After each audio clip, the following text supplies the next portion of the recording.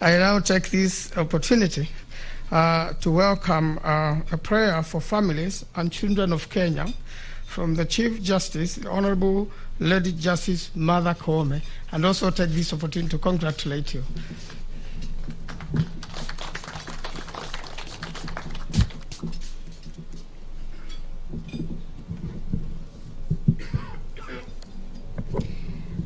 Thank you.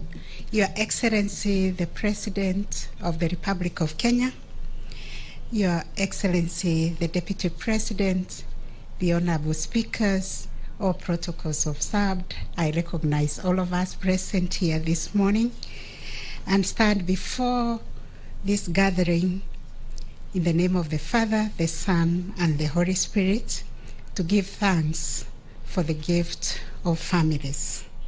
O God, our healer, God of mercy and God of love, we pray for the families and children of Kenya. They are the foundation of our society and the fundamental building unit that holds our country together. As we continue to fight and combat the COVID-19 pandemic, we pray for the families that have lost loved ones, whose hope has turned into despair and hurt. We feel for them, we embrace them, we call for your love upon them, and pray that God, you grant them the peace that surpasses all human understanding.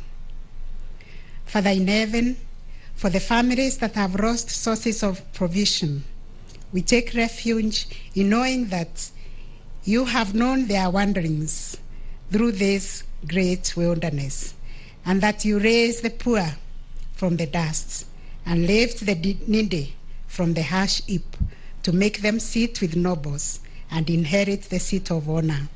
For we know the plans you have for us, plans to prosper and not to harm, plans to give hope and a future. For parents and guardians, that God, you will grant them the wisdom and courage they need as they read and provide for their children. That God, you will protect their health as they continually put themselves at risk in service of their families. We pray to you, Lord.